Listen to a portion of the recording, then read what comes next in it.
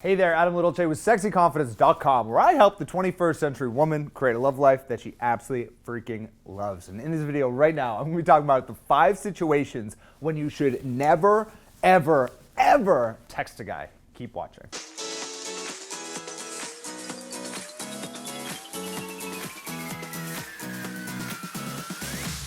Now, texting has become both an incredible solution and an incredible problem in our love life. There was once a time when if you started dating a guy, he would have to call you. And if you weren't there, he would have to leave a voicemail. And then you'd have to get home from whatever it is that you were doing and listen to that voicemail. Then, when you call him back, chances are he wasn't there either. Then he'd have to go out and find a payphone and even try calling you by a payphone. And if you finally reached each other, it would be this magical moment. Hey! Oh my God, yes! Oh my God! Yes! Oh my God, yes! Oh, yes! Finally getting to talk Wow. to you. You would be psyched. And then the conversation would go from there to real life. Perfect. But now with texting, we're in touch with anyone, anywhere, at any time. And to some people out there, they think that this gives them permission to text at times when it is totally inappropriate or completely unnecessary. So don't be that person. Make sure you never text in any of these 5 scenarios. Situation number 1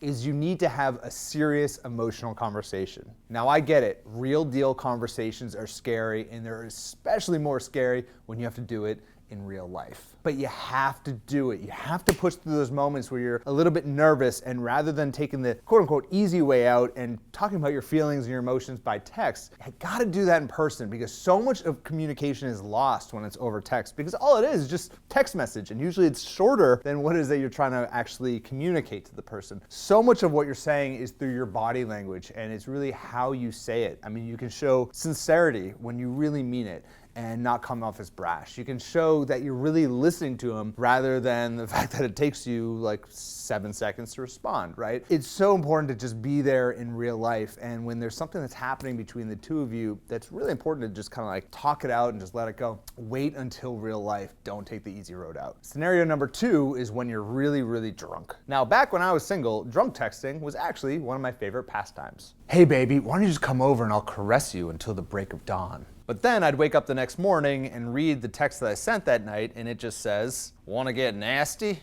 Not hot." Didn't work. Now, obviously, if you're in a committed relationship and you're not together, you're gonna drunk text. That's natural, right? But if you're single and you're drinking, use that time to go out and meet new people while you're out, rather than texting with some dude from Bumble or Tinder that you messaged that earlier that day or you met earlier that week. Use this time to meet other people, okay? Now, obviously, the only caveat is if you're just trying to meet up and all you're doing is texting logistically. But beyond that, avoid the drunk texting. It only ends with sadness and awkward morning texts that you gotta read. Number 3, when you have nothing really that you wanna say and you're really only looking for validation from a guy. Now, us guys, we have like spidey senses about when a woman texts us only looking for attention. If there's literally no purpose to your text whatsoever and you're always initiating these kind of purposeless texts, then you may wanna go back out there and get a life in the real world. Number 4, when you're in a fight. Now, as the internet age has progressed, I've noticed one thing about human nature. We are way meaner by text than we'd ever be in real life. Now, if you're in a fight with someone and he keeps texting you, just answer with, "Look, how about we grab a cup of coffee later and just work this out?" What you're doing is transitioning the fight from text to the real life. It sounds really simple, and it is, but a lot of us are guilty of just laying into someone and really like diving into the fight even further. The best thing to do is nip in the bud and go meet that person in real life and work it out in real life. And finally, number 5, you've already texted him today and he hasn't responded yet. Do you want to know the easiest way to turn a guy off, even if he's hundreds of miles away from you? Texting him multiple times during the day. Look, sometimes guys just are really busy, as are you and as you should be. And if someone hasn't responded yet, there is a reason. And if it's gone multiple days and they still haven't responded yet, and unless you're worried that something might seriously have happened to them, there's no reason to do anything except maybe call if you're actually concerned. Don't do the multiple texting, okay? He's seen your text, he's read it, he knows that it exists in the world. He just hasn't had a chance to respond to it. So please, Don't be the double texter. Now I want to hear from you. Have you ever texted a guy in any of these situations? I want to hear from you in the comments right there below exactly what happens.